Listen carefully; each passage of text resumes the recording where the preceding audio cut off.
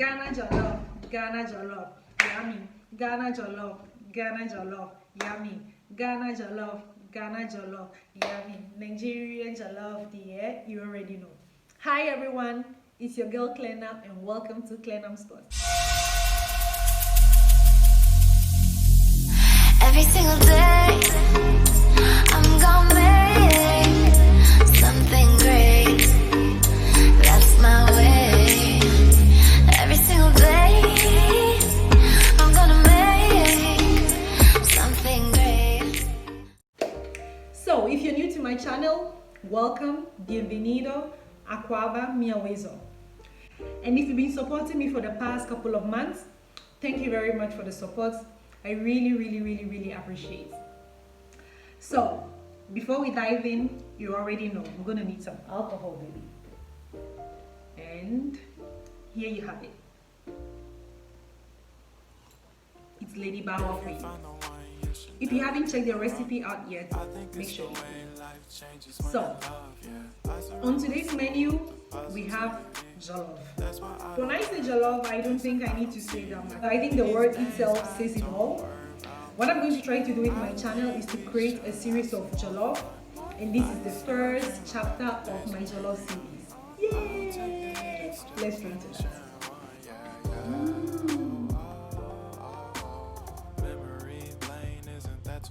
This is the second time. Anyways, as you can see, it's almost empty. Yeah, this is the first chapter of my jollof series.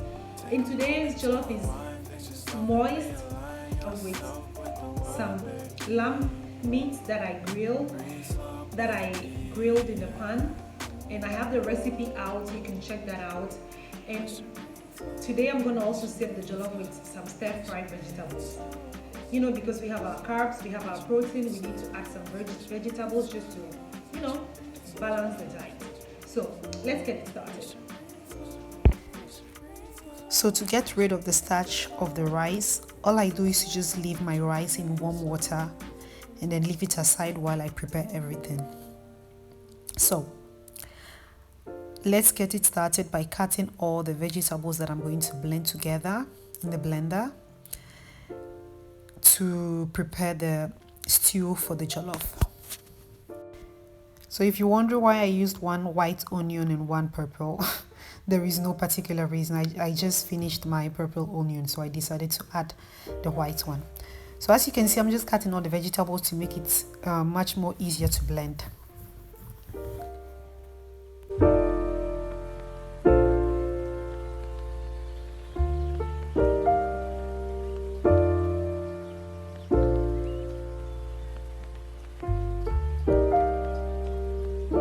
And after blending, this is what you're going to have. So now I'm going to cut one onion into slices, which I'm going to need to fry the oil for the stew for my jollof.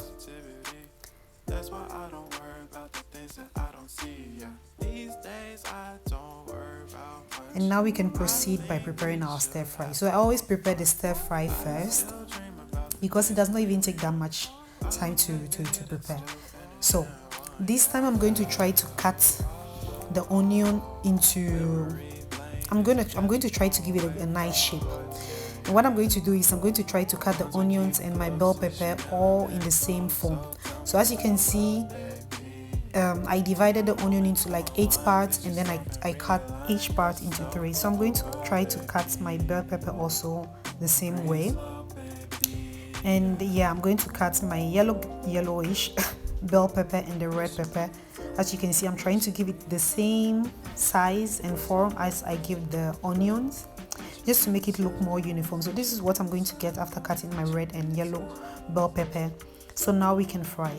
So you're going to need about 2 to 3 tablespoons of olive oil.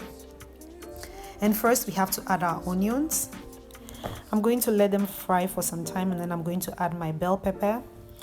And I'm immediately going to add my powdered white pepper and my stock cubes and some water, and stir for about 2 to 3 minutes till the water absorbs, because I don't want my vegetables to be soft. I want them to remain crunchy. I don't like it when my bell peppers get soft. I don't know about you. So the water is going to help the stir fry be flavorful. Is that even a word? I don't know. Anyway, it's going to give it more flavor. So yeah, after about 2 to 3 minutes, this is what you're going to get.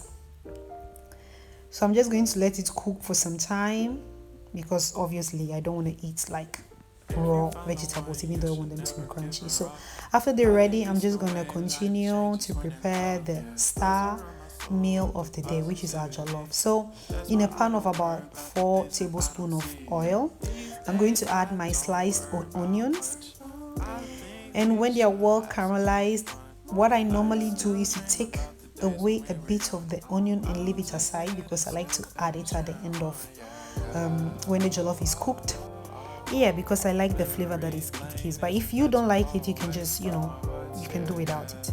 So I'm gonna add as you can see, I added my tomato paste, and then after stirring, I'm gonna add my blended mix, and I'm going to cover and let it cook for about 20 minutes. And 20 minutes later, as you can see, the water is well absorbed. But what I noticed is that this is just too much for my 4 cups of rice, and my pan is small, so I'm going to take away 2 spoons. You can add maybe about 5 cups of rice if you prefer, or you can do the same thing and keep the sauce for your next jollof. So I think it needs some oil, so I'm going to add a little bit of oil, and then add my stock cubes and some white pepper and my bay leaf. So I never add a lot of oil at the beginning, because I always want to get to the end to see whether I really need some oil before, because I don't want it to be, I don't want it to be too oily.